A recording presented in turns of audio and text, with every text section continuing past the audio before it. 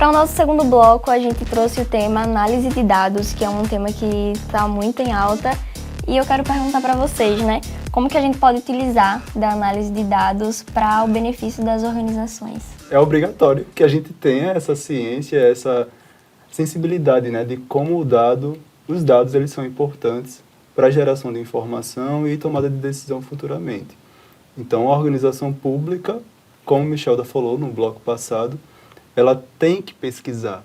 Ela deve pesquisar na universidade, por exemplo, pesquisar sobre como os alunos eles estão satisfeitos ou não com o serviço prestado, como os alunos se sentem ao pisar aqui na universidade, se eles conhecem a universidade ou não, se eles têm acesso às possibilidades que a universidade propõe a ele, enfim, oferece a ele ou não.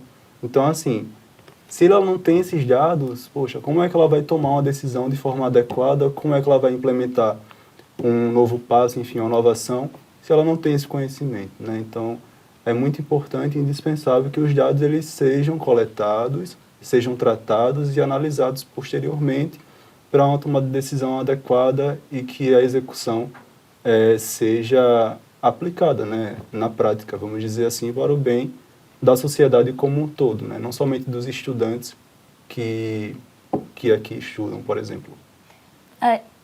Trazendo mais uma vez, né, uma estratégia muito utilizada no setor privado são os influenciadores, né? E a gente percebe o quanto eles realmente têm influência sobre as pessoas, sobre compras e tudo mais. E aí eu queria saber de vocês, assim, vocês acham que poderiam utilizar dessa estratégia, né, parcerias mesmo, para poder trazer mais pessoas para a universidade ou levar mais, né, conhecimento da universidade para fora? E, tipo, que parcerias vocês pensam, assim, que seriam muito benéficas? Assim, eu penso, quando fala em universidade e influência, eu penso muito no Gil, no BBB e na Juliette, porque os dois são formados.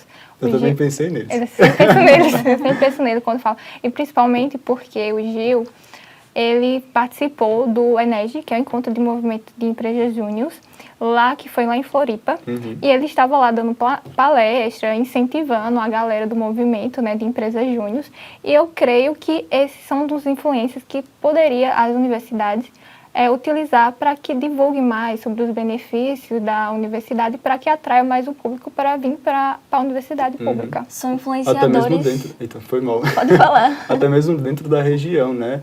Assim, vocês citam um exemplo de fora, mas olhar também para aqui dentro de Alagoas, onde a gente está, e quais são os influências que a gente tem aqui à disposição, que a gente pode formar uma parceria para que ele consiga trazer um pouco mais essa visibilidade da instituição, né? No caso a UFAL, como também uma outra instituição pública, enfim, seja um posto de saúde, enfim, na área da saúde, seja uma escola na área, né, da educação.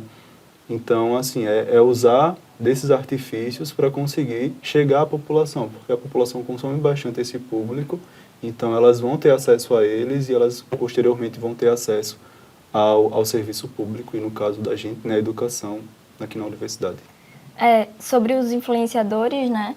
Eu gostei muito desses dois exemplos porque eles mostram que, tipo, apesar da fama, de tudo, eles sempre estão aí estudando. Exatamente. Sim, exato. Estão sempre Por isso que eu pensei neles também. É um ponto bem sempre importante. colocando estudo acima. E puxando o gancho do que você estava falando, é uma oportunidade também de setores públicos se unirem, né? Fazer parceria. Sim, perfeito. Então, o setor da saúde, por exemplo, poderia vir às universidades para falar sobre alguma doença ou alguma coisa assim, né?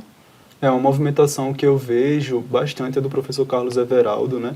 Ele faz parcerias com instituições ligadas ao ensino médio, por exemplo, né? A escola da rede pública de ensino médio, aquele pessoal que está saindo do terceiro ano, não sabe muito bem que curso escolher, então ele vai a essas escolas, conversa com esse pessoal, conversa com esse público, entende, vamos dizer assim, o que eles esperam cursar no ensino superior, que é muito importante, né? Você dá seguimento aos teus estudos e compreende muito bem e traz esse público para a universidade. Eu acho muito interessante, né? Quando eu estava no ensino médio, eu não pensava, tipo, no primeiro, segundo ano, eu não pensava, vou falar sério, não pensava em acessar o ensino superior porque não era uma realidade, não estava ali, tipo... Parecia distante. Exato, porque na minha família eu fui a primeira pessoa a acessar o ensino público, né? O ensino superior, na verdade. Então, assim, a gente não conversava sobre isso.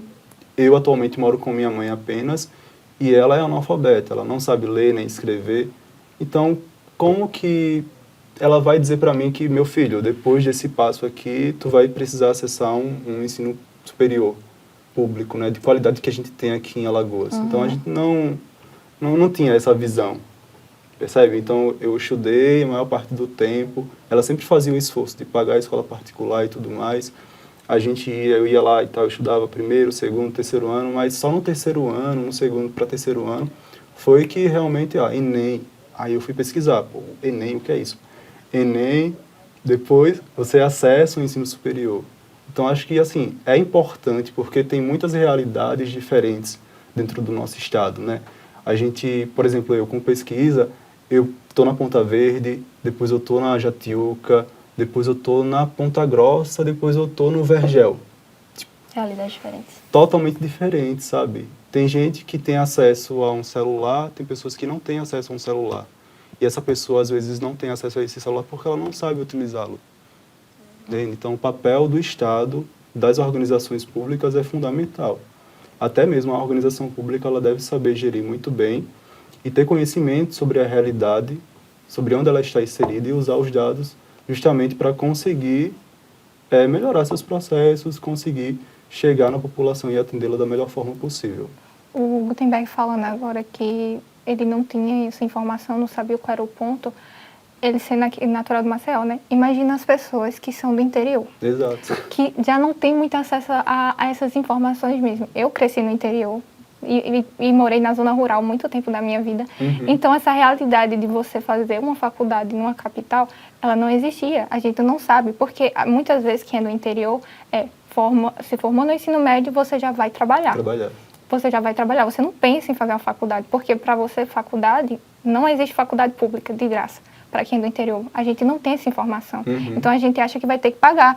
E pagar uma coisa que a gente vai ter que trabalhar também. Então, sobreviver e pagar uma faculdade, muitas vezes as pessoas vão preferir pagar para sobreviver. Sim. Trabalhar para sobreviver. Então, essa informação não chega.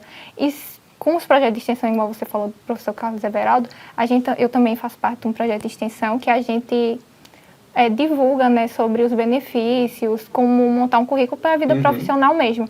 E aí a gente vê como essas informações se tornam importantes. E falta isso da universidade, né? Ela divulgar, principalmente no interior, porque no interior a informação quase não chega.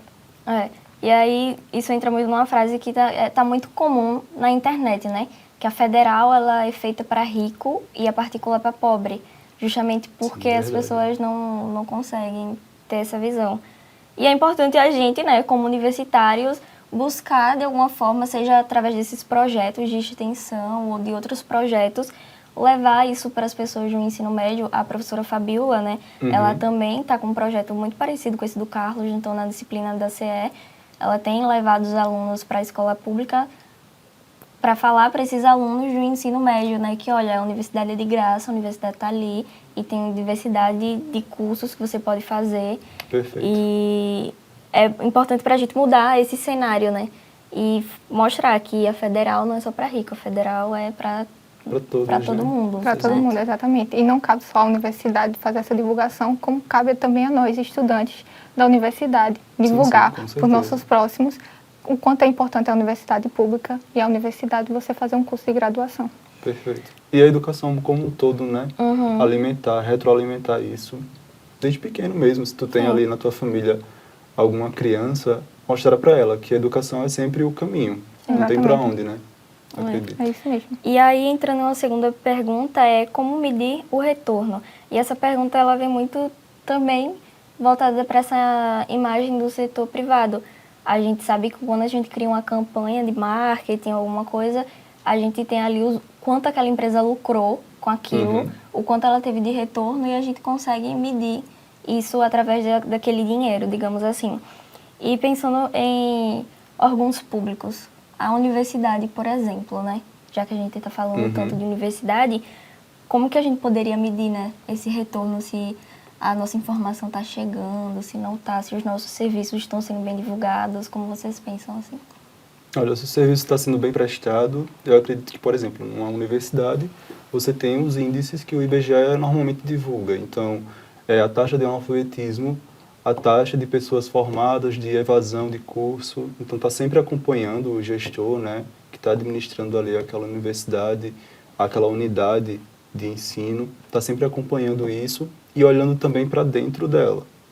Então, quantas pessoas foram formadas em tal ano, quantas pessoas foram formadas no ano posterior, e assim sucessivamente, e fazendo sempre esse acompanhamento, né, sempre olhando para dentro e para fora, e também olhando para outras universidades, que eu acho que é importante, né? Você ter ali na tua região, Nordeste, e no Brasil como um todo, esse espelho, para você também conseguir traçar novas metas, traçar novos objetivos e conseguir alcançá-lo. Fazer um benchmark, né? Exato, ver o que está sendo bem feito lá fora e trazer isso também aqui para a nossa realidade. Mas aí acho que são várias formas de você conseguir organizar isso. Você consegue olhar nessa percepção, né, se o seu serviço está sendo muito bem prestado ou não.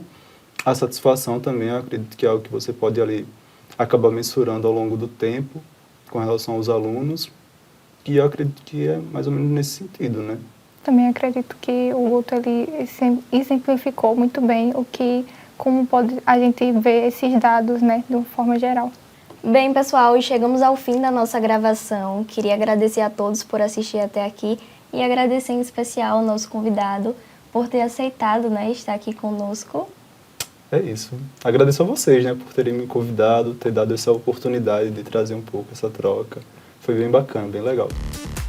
E não se esqueça de comentar aqui embaixo, deixar o seu like e, claro, e nos seguir nas nossas outras redes sociais, como, por exemplo, o nosso Instagram, @Public Marketing Consultoria. Ficamos por aqui. Até a próxima.